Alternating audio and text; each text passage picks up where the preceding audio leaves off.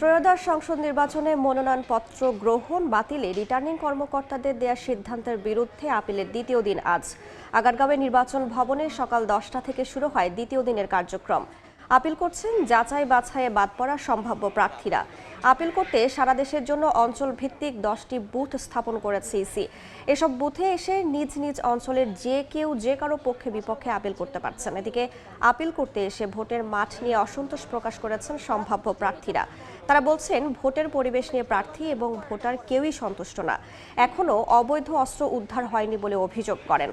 সারা দেশে 2568 জন সম্ভাব্য প্রার্থীর মনোনয়নপত্র যাচাই বাছাই শেষে রোববার 1842 জনের মনোনয়নপত্র বৈধ ঘোষণা করা হয়, আর 723 জনের মনোনয়নপত্র বাতিল করেন রিটার্নিং অফিসাররা। আপিল শেষে 10 থেকে 18 জানুয়ারি পর্যন্ত চলবে শুনানি।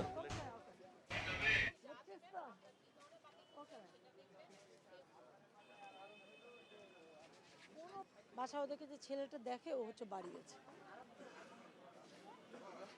এখানে ভুল নির্বাচন কর্তৃপক্ষের যেমন আছে, আমাদেরও আছে।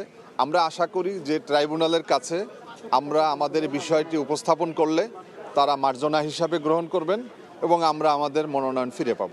আইন শৃঙ্খলা বাহিনী তাদেরকে আরও শক্ত পদক্ষেপ দরকার এবং নির্বাচনী পরিবেশ এখন পর্যন্ত দৃশ্যমান হয়েছে বলে আমরা শুধু নয়, জনগণও মনে করে না। সনদপত্রের কপিটা দেওয়া হয়নি, শিক্ষা সনদের, এবং দলীয় প্যাডে অঙ্গীকারনামা দেওয়া হয়েছে, কিন্তু সেটার কি ত্রুটি ওনারা মনে করেছেন এটাকে স্থগিত রাখলেও পারতেন। স্থগিত রেখে প্রার্থীকে একটু সময় দিতে পারতেন, কিন্তু আসলে সেই সময়টা না দিয়ে স্থগিত না করে বাতিল করে দেওয়া হলো। পরিবেশ কেমন দেখছেন নির্বাচনে? আইন শৃঙ্খলা পরিস্থিতি সবকিছু মিলে সার্বিক ভালো বলা যায়, মন্দের ভালো।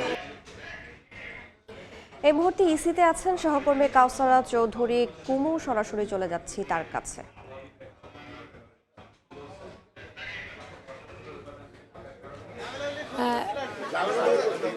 আপিলের দ্বিতীয় দিনে চলছে, এখনও প্রার্থীরা যাওয়া আসা করছে এবং আজকে খুব সকালেই কিন্তু ইতিমধ্যে 22 জন আপিল করেছেন।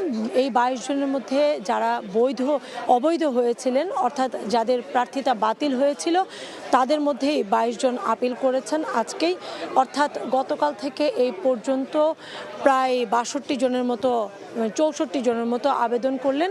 তবে এই 64 জনের মধ্যে মাত্র একজন আছে, একটি আপিল আছে, যেটি হচ্ছে বৈধ প্রার্থীর বিপক্ষে একজন আপিল করেছেন। অর্থাৎ তার প্রার্থিতা কেন বৈধ করা হলো এর বিরুদ্ধে আপিল করেছেন একজন শুধুমাত্র, আর বাকি যে 63 জন আছে 63 জনেই কিন্তু যাতে করে তাদের প্রার্থিতা ফিরে পায় এই নিয়েই আবেদন করেছে এবং এই আবেদন করতে পারবে কিন্তু আগামী শুক্রবার বিকেল 5টা পর্যন্ত করতে পারবে এই আবেদন।